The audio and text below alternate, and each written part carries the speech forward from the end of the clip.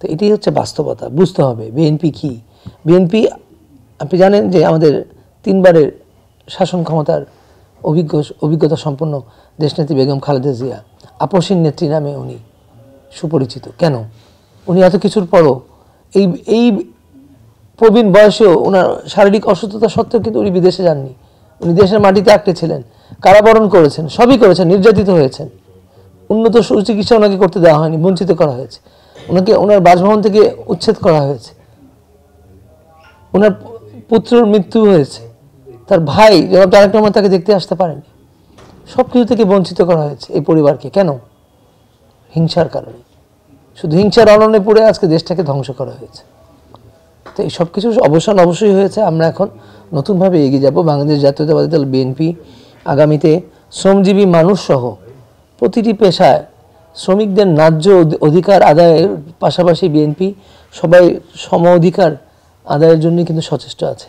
শ্রমিকের যাতে তারা ন্যায্য অধিকার পায়, ন্যায্য মজুরি পায়, শুধু গার্মেন্টস সেক্টর না, সকল সেক্টরেই শ্রমিকদের হাড়ভাঙা পরিশ্রমে তারা যাতে ন্যূনতম মজুরি পায় সেই চেষ্টা বিএনপি করে যাচ্ছে। নতুন করে কীভাবে কর্মসংস্থান করা যাবে সেই পয়েন্ট কিন্তু, সেই ম্যানিফেস্ট কিন্তু আমরা দিয়েছি। 31 ধারায় সুস্পষ্ট বলা আছে নতুন নেতৃত্বের পাশাপাশি দেশকে কীভাবে এগিয়ে নেওয়া যায় গণতান্ত্রিকভাবে। একের পর এক নতুন নেতৃত্বে দেশকে নিয়ে যাবে উন্নতির চরম শিখরে। পাশাপাশি নতুন কর্মসংস্থানের মাধ্যমে, শিল্পায়নের মাধ্যমে, কৃষি থেকে শুরু করে প্রযুক্তি থেকে শুরু করে আমরা স্বাস্থ্য সেবা শিক্ষা সব খাতেই উন্নতির মাধ্যমে দেশকে আমরা উন্নত একটি বিশ্বের কাছে পরিচয় করাবো।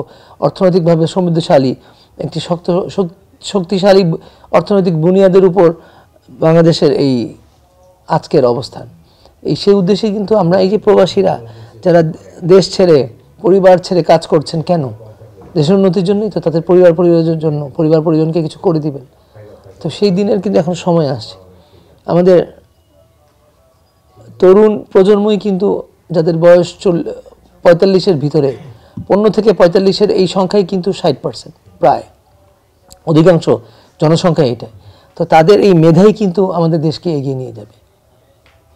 জেনারেশন জি বলি, জেন জি যেটাই বলি, আমরা এই তরুণ প্রজন্মকে আজকে আমরা যেমন প্রমাণ করছি যে তরুণ প্রজন্ম পারে একটি ফ্যাসিস্ট শাসক গোষ্ঠীকে কীভাবে ক্ষমতা থেকে উৎখাত করা যায়।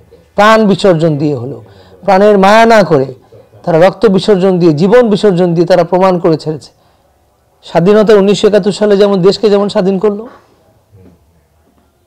ঠিক একইভাবে এই তরুণরা পাশাপাশি বিএনপির সেই 439 জন নেতাকর্মীরা প্রমাণ করে দিল দেশের দ্বিতীয় স্বাধীনতার জন্য প্রাণ বিসর্জন দিয়ে হলো বাক স্বাধীনতা ফেরত আনবে, এবং তাই তারা করেছে। তাদের প্রতি আমাদের শ্রদ্ধা, এবং এই শ্রদ্ধা আজীবনের জন্য, কোনোভাবেই এটা পূরণ হবে না তাদের এই আত্মত্যাগ। এবং হচ্ছে বিএনপিকে আওয়ামী লীগের এত ভয় কেন? বিএনপি জনগণের দল, বারবার নির্বাচিত দল, জনগণের পাশে থাকে বলেই বিএনপি কিন্তু আজকে সব সময় ক্ষমতার আশেপাশে থাকে না, শুধু বিএনপি জনগণের সাথে আছে। কই বিএনপি তো 15 বছর ক্ষমতায় ছিল না, তাও তো মাঠ ছেড়ে যায়নি, জনগণের পাশে ছিল। মহামারী করোনার মতো দুর্যোগ, এখানে ডেঙ্গুর মতো দুর্যোগও জনগণের পাশে ছিল। যখন দ্রব্যমূল্যের দাম ঊর্ধ্বগতি আকাশে ছিল, তখনও জনগণের পাশে থেকে সোচ্চার দাবি আদায় করে গিয়েছে। সড়ক দুর্ঘটনা থেকে, নিরাপদ সড়কের জন্য থেকে, নতুন আইন, বাক স্বাধীনতা, কোনটার জন্য বিএনপি করে? বিএনপি সবসময় জনগণের কথা বলেছে। বরঞ্চ জনগণের আশা আকাঙ্ক্ষার প্রতিফলনই ছিল বিএনপির কর্মসূচি বা আন্দোলন। বিএনপি মানুষের কথা বলতো, বিএনপি জনগণের কথা বলে। এই যে জনাব আমাদের ভারপ্রাপ্ত চেয়ারম্যান জনাব তারেক রহমান ক্রমাগত প্রতিদিন দেশের উন্নয়নের জন্য, আগামী প্রজন্মের জন্য দেশ কীভাবে গড়ে উঠবে, দেশ কীভাবে এগিয়ে যাবে সেটার জন্য উনি বলেছেন। কেন বলছেন? কারণ জানি আমাদের দেশে আমাদের সেই পোটেনশিয়াল, আমাদের সম্ভাবনা আছে। বাংলাদেশ একটি সম্ভাবনাময় দেশ। এই 18 কোটি জনগোষ্ঠীকে যদি কাজে লাগানো যায়, এই 18 কোটির দ্বিগুণ হাত, অর্থাৎ 36 কোটি বা 38 কোটি যদি 19 কোটি ধরেন, তাহলে এই 18 কোটি জনসংখ্যাই কিন্তু বাংলাদেশকে উন্নতির শিখরে নিয়ে যাবে। এবং সেই সুদিনের আশাই তো আপনি আপনার পরিবার পরিজন নিয়ে একটি সমৃদ্ধশালী দেশে, যেখানে স্বাস্থ্যসেবা সুনিশ্চিত হবে, আপনাকে বিদেশে যেতে হবে না স্বাস্থ্যর জন্য। স্বাস্থ্য খাত যদি আজকে উন্নত হয়, আমাদের প্রশিক্ষিত চিকিৎসক আছেন এখানে রেজিস্টার্ড 25,000 মাত্র।